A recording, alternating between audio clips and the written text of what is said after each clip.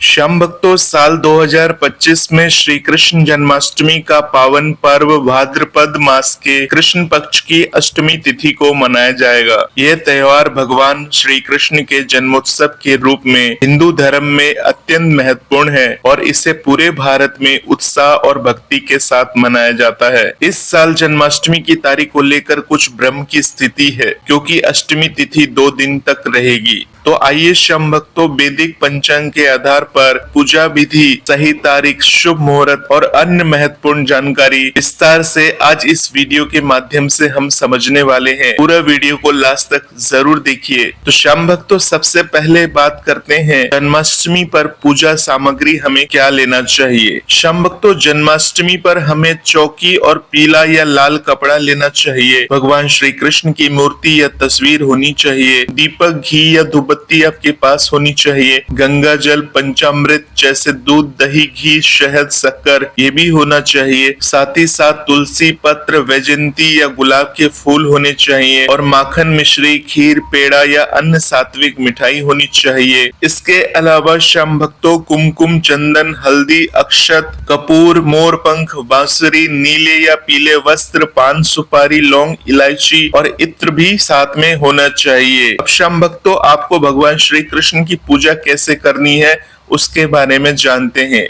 श्याम भक्तों, अगर पहली बात करें तो सुबह जल्दी उठकर आपको स्नान करना चाहिए और साफ सुथरे कपड़े पहनने चाहिए। अपने पूजा स्थल को गंगा जल से पवित्र करना चाहिए। दूसरी बात क्या करना चाहिए, हाथ में जल, फूल और कुश लेकर जन्माष्टमी व्रत और पूजा का संकल्प लेना चाहिए। इसके अलावा संकल्प लेते समय आपको इस मंत्र को जरूर बोलना चाहिए। मम खिल पाप प्रशनम पूर्वक सर्वाभीष्ट सिद्धे श्री कृष्ण जन्माष्टमी व्रत महे करिष्ये। इस तरह से आपको सबसे पहले जन्माष्टमी के प्रातः आपको संकल्प लेना चाहिए व्रत रखने से पहले। श्याम भक्तों, तीसरी बात, चौकी पर पीला या लाल कपड़ा बिछाकर भगवान श्री कृष्ण की मूर्ति या तस्वीर स्थापित करना चाहिए। मूर्ति को पंचामृत और गंगा जल से स्नान कराना चाहिए। चौथी बात, भगवान श्री कृष्ण को पीले या नीले वस्त्र, मोर पंख और बांसुरी से सजाना चाहिए। चंदन, कुमकुम का तिलक लगाना चाहिए और फूलों की माला अर्पित करनी चाहिए। पांचवी बात करें तो ओम नमो भगवते वासुदेवाय नमः या हरे कृष्ण कृष्ण कृष्ण हरे हरे, हरे राम राम राम हरे हरे, इस मंत्र का आपको 108 बार जाप जरूर करना चाहिए। छठवीं बात करें तो माखन, मिश्री, खीर या पेड़ा का भोग लगाना चाहिए। भगवान श्री कृष्ण के भोग में तुलसी पत्र को अवश्य शामिल करना चाहिए। श्याम भक्तों, सातवीं बात करें तो मध्य रात्रि अर्थात 12:03 से लेकर 12:47 के बीच में झूला सजाकर बाल गोपाल को झुलाना चाहिए और नंद के आनंद भयो जय कन्हैया लाल की ऐसे भजनों को गाना चाहिए। आठवीं बात करें तो भगवान श्री कृष्ण की आरती करनी चाहिए, घंटी बजानी चाहिए और भक्ति भाव से भगवान श्री कृष्ण से प्रार्थना करनी चाहिए। श्याम भक्तों, आखिरी और 9वीं बात करें तो पूजा के बाद प्रसाद परिवार और पड़ोसियों में बांट देना चाहिए। चलिए श्याम भक्तों, बात करते हैं व्रत के नियम की। सबसे पहली बात करते हैं उपवास। भक्त निर्जल या फलाहार व्रत रख सकते हैं। मांस, लहसुन, प्याज जैसे तामसिक भोजन से आपको इस दिन बचना चाहिए। दूसरी बात करें आचरण की, पूरे दिन सात्विक आचरण रखे, भजन कीर्तन करे और नकारात्मक विचारों से दूर रहे।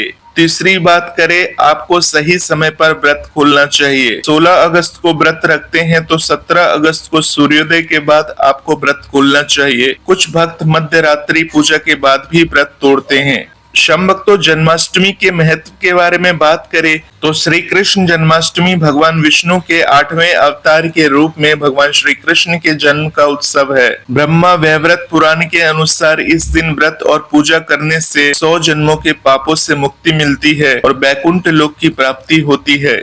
यह पर्व सत्य, प्रेम, करुणा और धर्म का संदेश देता है। भगवान श्री कृष्ण ने कंस जैसे अत्याचारी का नाश कर धर्म की स्थापना की थी।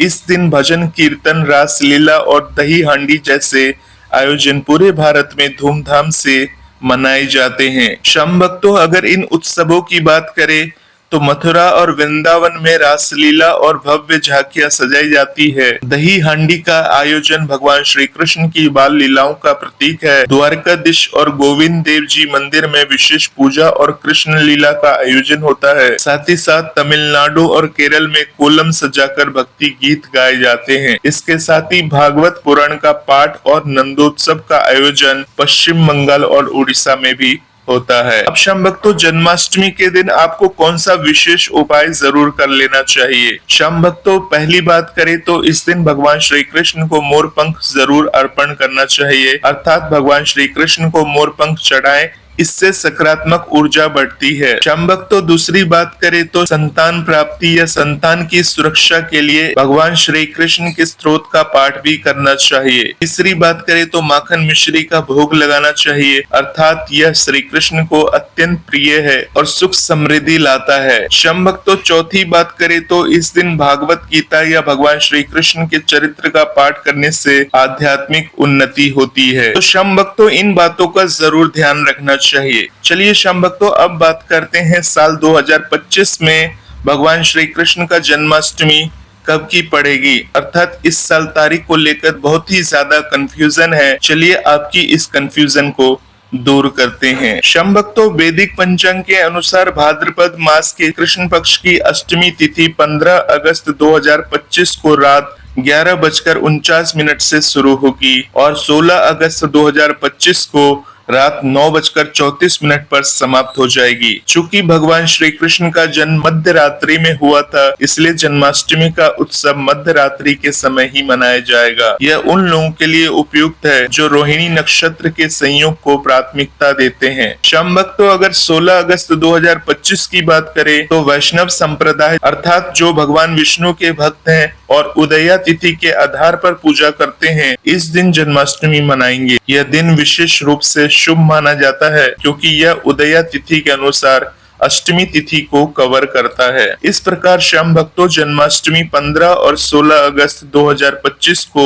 2 दिनों तक मनाई जाएगी, लेकिन अधिकांश भक्त 16 अगस्त को इसे मुख्य रूप से मनाएंगे क्योंकि इस दिन निशिता पूजा का शुभ मुहूर्त भी है। अब शाम भक्तों, शुभ मुहूर्त की बात करें तो जन्माष्टमी की पूजा मध्य रात्रि में की जाती है क्योंकि भगवान श्री कृष्ण का जन्म मध्य रात्रि में हुआ था। 2025 में निशिता पूजा का शुभ मुहूर्त इस प्रकार से है। 16 अगस्त 2025 को रात 12:03 से लेकर 12:47 तक की अवधि रहेगी, जो कि 43 मिनट की अवधि है। शाम भक्तों, चंद्रोदय की जो स्थिति रहेगी 16 अगस्त 2025 की रात को, वो 10:46 से चंद्रोदय होगा। शाम भक्तों, रोहिणी नक्षत्र भगवान श्री कृष्ण जन्म के समय मौजूद था, इसलिए इसका विशेष महत्व है। 2025 में रोहिणी नक्षत्र की जो शुरुआत होगी समय इस प्रकार से है, वो 17 अगस्त 2025 को सुबह 4:38 से इसकी शुरुआत हो जाएगी और इस तिथि का जो समापन होगा 18 अगस्त 2025 को सुबह 3:17 पर होगा। चूंकि रोहिणी नक्षत्र 17 अगस्त को शुरू होगा, जो अष्टमी तिथि के बाद है, इसलिए अधिकांश भक्त 16 अगस्त को उदया तिथि के आधार पर ही जन्माष्टमी मनाएंगे। तो शाम भक्तों, इस प्रकार से भगवान श्री कृष्ण जन्माष्टमी 2025 में 15 और 16 अगस्त को मनाई जाएगी, जिसमें 16 अगस्त को मुख्य उत्सव होगा। निशिता पूजा का शुभ मुहूर्त 16 अगस्त को रात 12:03 से लेकर 12:47 तक का है। इस दिन व्रत, पूजा, भजन कीर्तन और झूला झुलाने की परंपरा के साथ भगवान श्री कृष्ण का जन्मोत्सव धूमधाम से मनाए। सच्चे मन और भक्ति के साथ पूजा करने से भगवान श्री कृष्ण की कृपा प्राप्त होती है और जीवन में सुख, शांति और समृद्धि आती है। तो होपफुली शाम भक्तों, आपको पूरी जानकारी मिली होगी। इसी प्रकार की जानकारी के लिए इस चैनल के साथ बने रहें। मिलते हैं एक नए वीडियो के साथ, तब तक के लिए आप सभी शाम भक्तों को जय श्री श्याम, जय श्री राधे।